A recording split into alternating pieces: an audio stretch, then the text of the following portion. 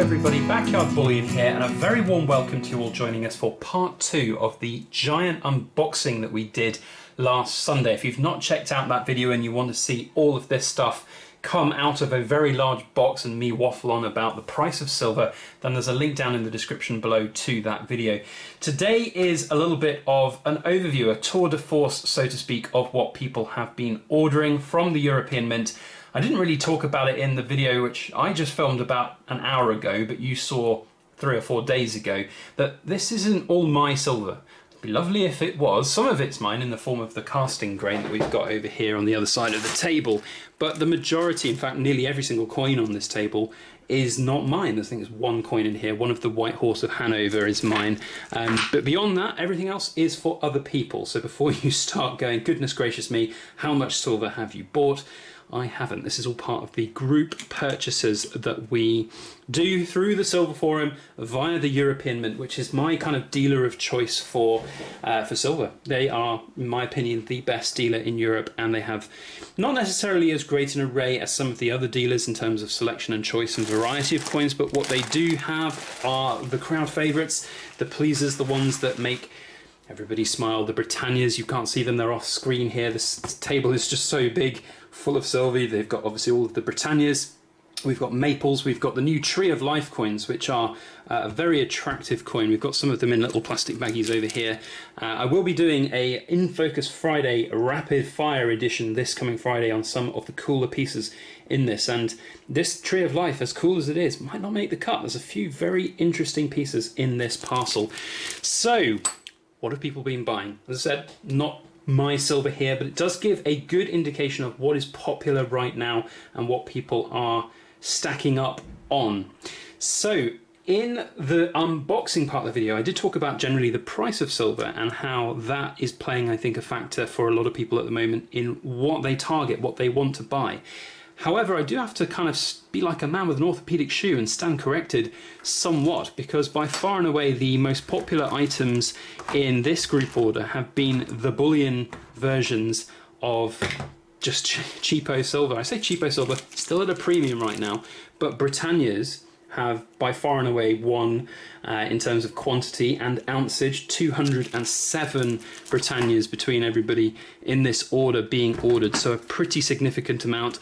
Then we've got, I think there's 60 something Maple Leafs. We've got 2 full tubes there, and there's a little pile of them in loose baggies there as well. So some Eagles, and then the Tree of Life. Now the Tree of Life rounds are, in my opinion, they sit at the kind of medium point of being a a premium coin and also a kind of bullion grade coin. They are nice coins, don't get me wrong, but they are mass produced, so they kind of have this medium ground. They're not quite as kind of bullion-esque as you might think for a Britannia or an Eagle or a Maple, but they definitely have that kind of look and feel to them, and those were exceptionally popular, and you can tell why, because that Tree of Life design is a really good design, really sort of speaks home to a lot of people.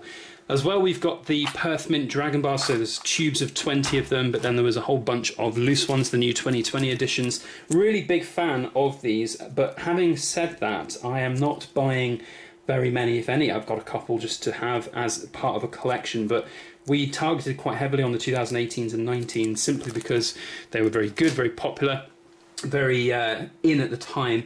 These are great, they look fantastic. In fact, we've got one here in a capsule which we can get a really nice, good close look at.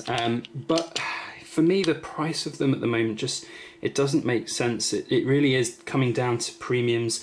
And back in the day you were buying these at a similar price point to the Britannias, and they are above that now, and it does seem to be a question as to whether those will yield a good return in the future. I feel confident about the 2018s and 19s, but those 2020s are a little bit questionable in my mind. That's, I guess, where I'm coming from.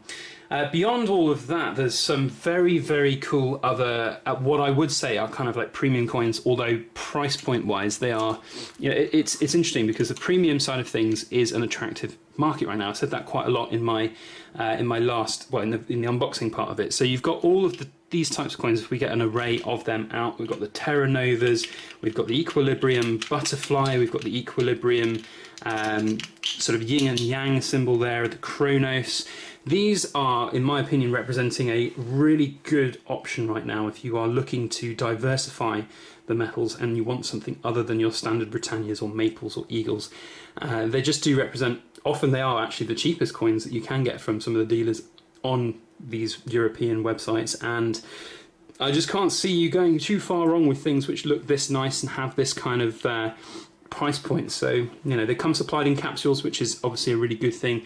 I've talked about in the past various different mints having issues with, you know, I'm not going to be able to find all the piles of these now, having different issues with the quality of their coins when they come in tubes. And tubes is always an interesting one because this is a completely mint seal tube, but you can hear, I'm not going to jingle and jangle it too much, but you can definitely hear there's a noise of the rectangle dragon bars moving side by side, touching each other. And that is always going to cause some form of minute specks of damage, and you won't get the perfect ones. But when you buy coins like koalas, which are special edition coins that come supplied in capsules, they will have a much better chance of being in a perfect condition. Things like the Year of the Rat, which I have to say, you know, credit where credit's due to the Royal Mint. This is a much better version than the previous Lunar coins. By far and away my favourite Lunar coin of the Royal Mint's series. Not particularly popular still in the grand scheme of things, but if they continue on with these really good looking designs, perhaps that will change around for them. They've got a long way to go to meet the expectations of the Perth Mint Lunar series, but I do think that it's a step in the right direction for the Royal Mint. So what else have we got? We've got some Perth Mint stuff. Not as much Perth Mint stuff represented here today as I expected there might be. We've got some kangaroos, some 2020 kangaroos. Always a really good, lovely condition and feel and look bullion grade coin. One of the most popular out there. Really very good indeed. There are some premium Perth Mint coins here in the form of the new, oh gosh, what was it called? The Piku or something? It looks like a little bit sort of... in mixed feelings about this. I'm going to probably feature this on the Rapid Fire in Focus Friday, so I'll keep all of my opinions to it, but looks great in first view, but then there's questionable kind of design to it when you get up close to it. So we'll talk a bit about that more on another video, I suspect. We've got the Brumby horse here. Now, I'm not really a big kind of collector of the horse coins, the stock horse coins and things like that, but you know, premium coin coming out of the Perth Mint, really good, nice looking condition coins. So, you know, all things told, it's pretty cool, pretty good, I think. I don't know, I'm not really an expert, I don't collect them too much. We've got the most premium coin on the table, though. It has to be the Royal Fortunes, the Black Barts. Now, I picked up mine about a month and a half ago, actually from a different dealer, and that wasn't in any way because the European Mint was you know, not going to be able to supply it or supply it at the right price point. It was simply because I wanted it sooner so that I could do a video on it rather than it coming out now, which would have been far too late. So we got one from somewhere else, but you know, I think they're really attractive coins, and the fact that somebody has ordered, where is it? You guys are probably screaming at the 5 ounce version. Ah, there it is, 5 ounce version. Oh, this is really good. I have to say, looks fantastic. Price point, expensive.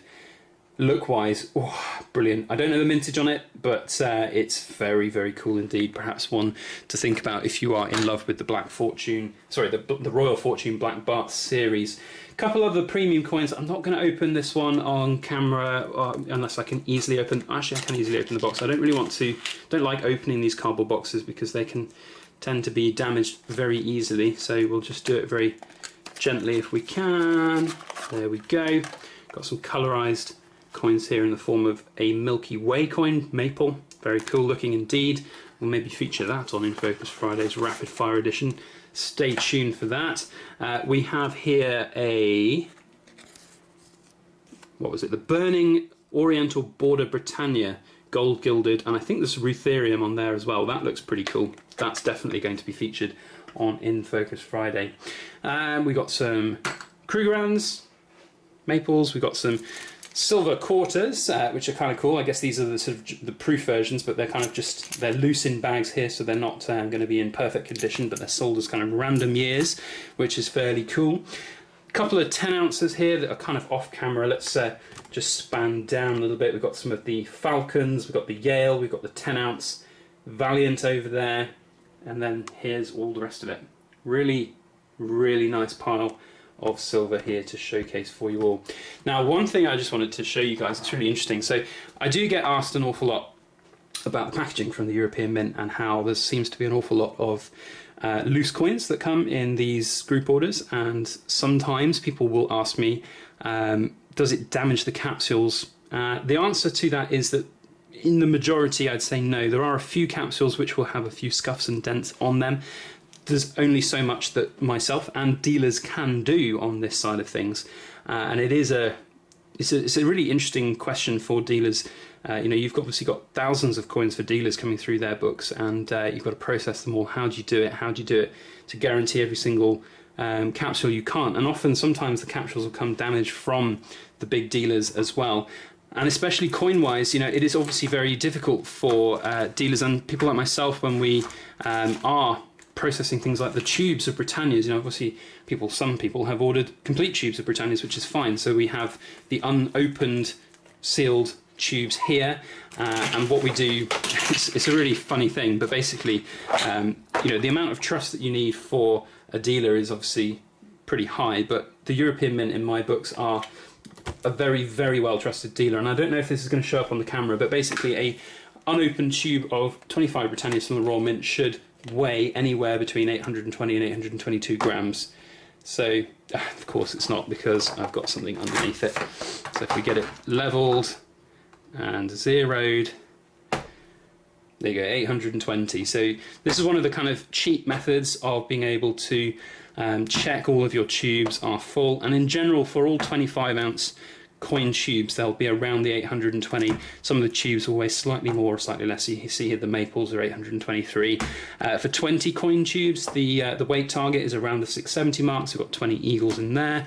Again, the tubes will weigh slightly different, so the tube here is obviously a significant weight difference, but yeah, just generally speaking, that's a kind of quick and easy way to check the coins without kind of damaging them, and then you can send on the actual tubes to people where necessary. Getting them out of the tubes is always a nightmare, let me tell you. It's not fun, but we try our best, we do our best, we wear gloves, and it's about all you can do. Ultimately, as I said, with tubes of coins, they are going to rot. I'm doing this now, you might shout at me for doing it, but they've been flying from the Royal Mint to Estonia and then back here to me and then onwards to their new customers, and that's just part of what it is. Sometimes, in fact, this is probably one of the tubes that we've got scheduled to open, so I'll just open it now.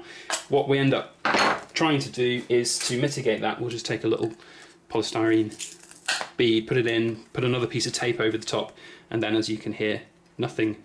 And it does annoy me a little bit that the Royal Mint don't necessarily do that on all of their tubes. Some of the mints do put a little buffer in, but the Royal Mint tend not to, which is a little bit frustrating. They do on the Queen's Beast coins when you have tubes in them. They put this little foam square in, and I know a lot of dealers or people who bought in mass from them on that side of things will be familiar with those little things.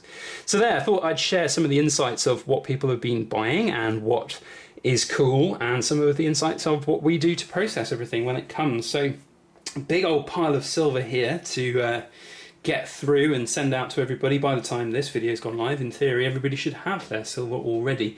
And for the future of group orders, there is a code open, so we will be doing another one. There should be plenty of time to get orders in before Brexit, so if you're interested, there's a link down in the description below over to the Silver Forum where all of the information is. You don't have to be a member of the Silver Forum to join in, but it's where I share the majority of the updates on the orders. If there's any thing that you need to know about the code or the orders or coins or delays or anything like that, we share it over on the Silver Forum first, so I'd highly recommend you go over there and check it out.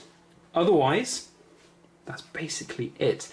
I do have all of this casting grain, which I think I'm going to do a video probably for Sunday, which is going to be me processing this stuff. And what I mean by processing this is that we've ordered, obviously, a very large, I can't move that with one hand, a very large pile of, camera going everywhere, pile of casting grain, and we want to obviously process it and make sure it's all the right weight is there. I'll show you what I do and how I store it and everything as well in a video coming on this Sunday. So make sure you hit the subscribe button if you want to see that. Otherwise, if you enjoyed this video and overview of these coins, then make sure you hit the like button.